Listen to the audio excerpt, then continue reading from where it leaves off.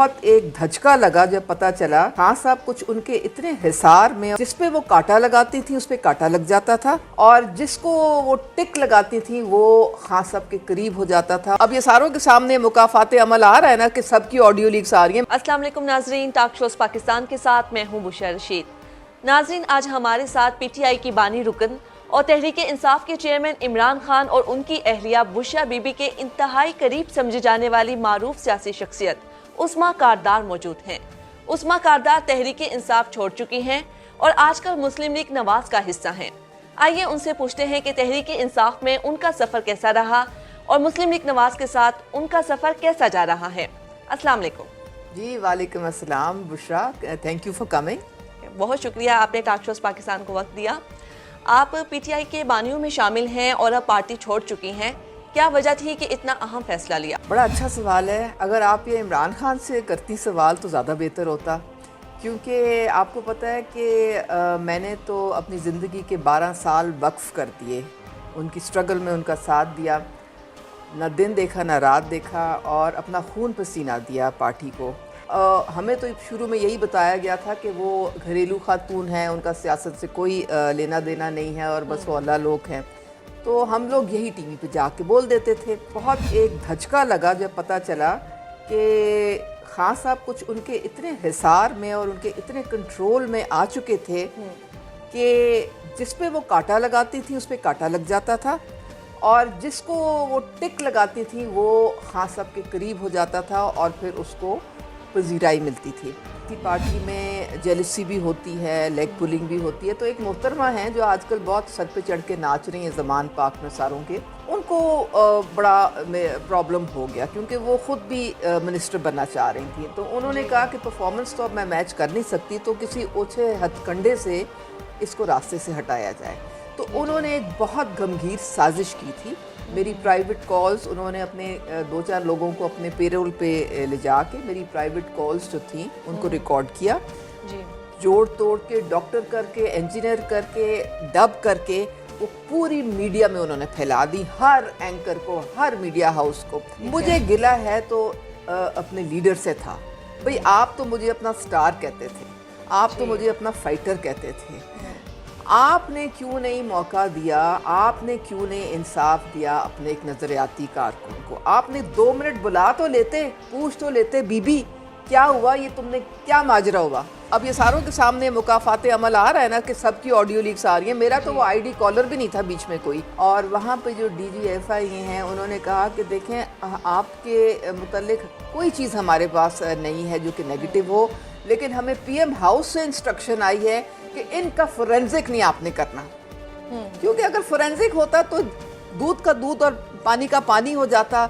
لیکن وہ محترمہ جو تھیں وہ اپنے آپ کو شاید خدا سمجھتی تھیں، اندر سے جو ان کی کرپشن کی داستانیں ہیں اب زبان زدِ عام ہیں، سب کو پتہ چل گیا ہے کہ مرشد کون تھا، گھڑیاں کون بیچ رہا تھا، کس کے لیے وہ بکوائی جا رہی تھیں، فراگوگی کون تھی، گجر کون تھا، بزدار کس کا کینڈیڈیٹ تھا، یہ تو اب سب کو پتہ ہے نا۔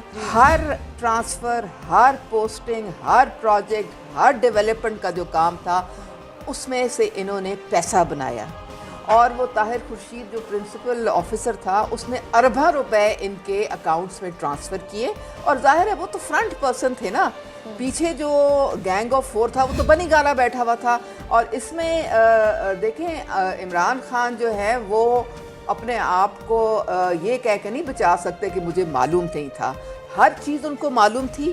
جب وہ ان لیگل اور غیر قانونی فائلیں ان سے سائن کرواتی تھیں تو اس وقت کیوں ہنس ہنس کے وہ سائن کرتے تھے؟ کیا وہ اتنے بچے تھے؟ کیا ان کو سمجھ نہیں آ رہی تھی کہ میرے ہاتھ سے غلط کام کروائے جا رہے ہیں؟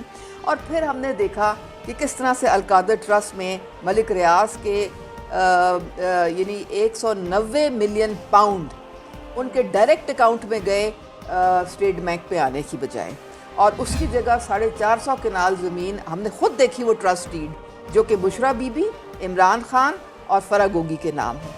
تمام پنجاب کے منسٹرز ان کو جا کے کہتے تھے کہ خدارا آپ پنجاب کو بچائیں، کرپشن جو ہے عروج پہ اس وقت پہنچی ہوئی ہے۔ ظاہر ہے کہ اگر بشرا بی بی کا فرنٹ پرسن تھا تو اگر وہ نہ ہوتا, کوئی مضبوط چیف منسٹر آ جاتا تو یہ کرپشن کیسے ہوتی.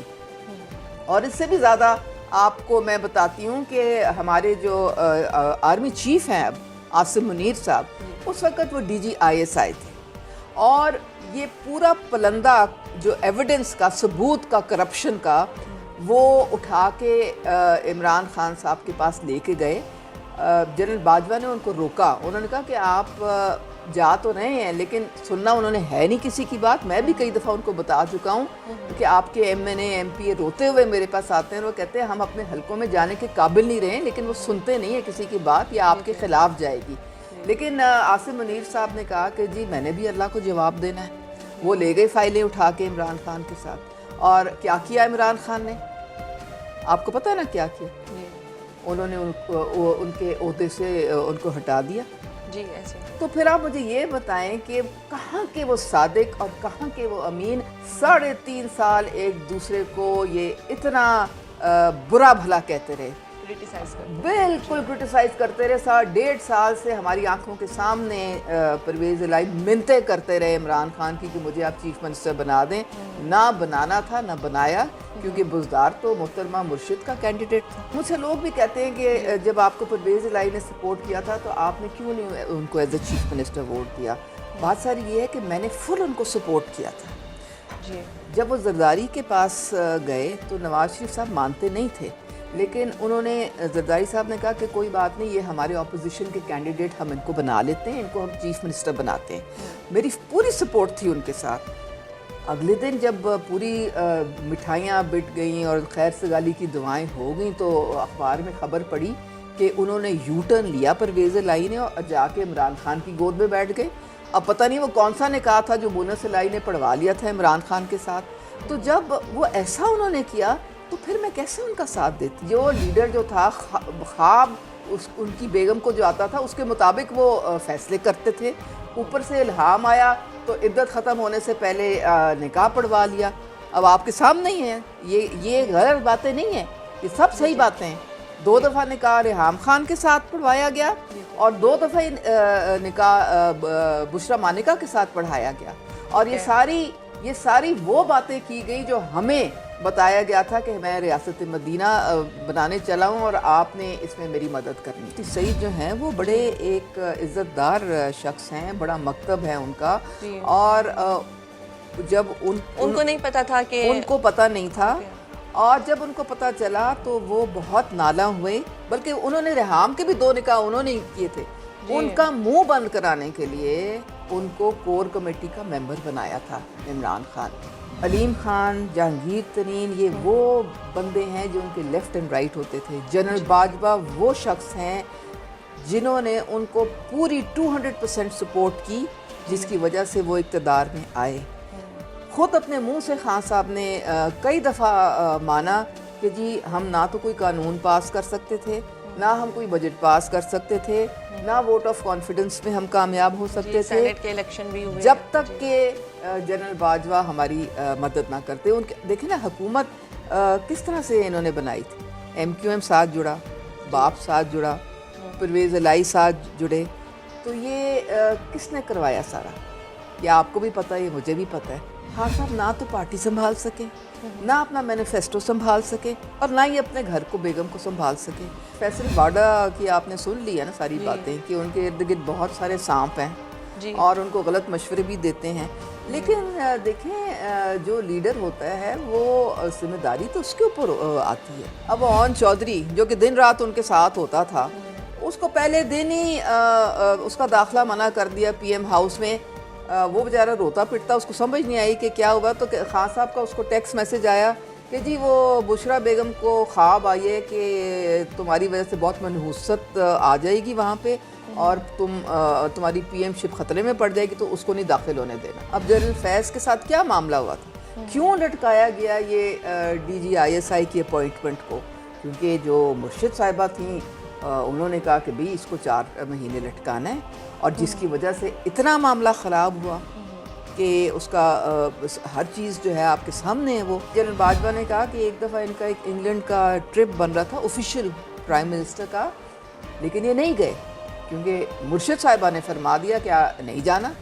کیونکہ وہاں پہ بیٹے ہیں اور انہوں نے ہر حالت میں بیٹوں سے دور رکھنا تھا، ہر حالت میں اپنے ان کی جو بہنیں ہیں ان کی بھی بات چیت نہیں ہے۔ دیکھیں 2018 سے پہلے کبھی آپ نے زلفی بخاری کا نام سنا تھا یا دیکھا تھا اس کو؟ نہیں دیکھا تھا نا۔ کون ہے زلفی بخاری؟ اس کی کیا کنٹریبیوشن ہے، کیا سٹرگل کیا اس نے عمران خان کے ساتھ؟ شہزاد اکبر کون تھا؟ کبھی اس کو دیکھا تھا 2018 سے پہلے؟ وہ کون ہے؟ کدھر بھاگ گیا اب؟ یہ کون ہے شہباز گل؟ کسی نے دیکھا تھا اس کو 2019 سے پہلے؟ یہ سارے فصلی بٹیرے ہیں۔ بنی گالہ میں کوئی چڑیا بھی نہیں پھٹکا سکتی تھی۔ ہم ایم پی اے تھے، ایم این اے تھے، 3.5 سال میں ہمارا مشکل ایک آدھ دفعہ عمران خان سے ملاقات ہوئی۔ اور یہ جو فرا گوگی، زلفی بخاری، گجر، فلانا، ان کے لیے یہ حکم تھا کہ جی ان کی انٹری بھی نہیں آپ نے کرنی، یہ جب ان کا دل کرتا آئیں، جب ان کا دل کرتا ہے جائیں۔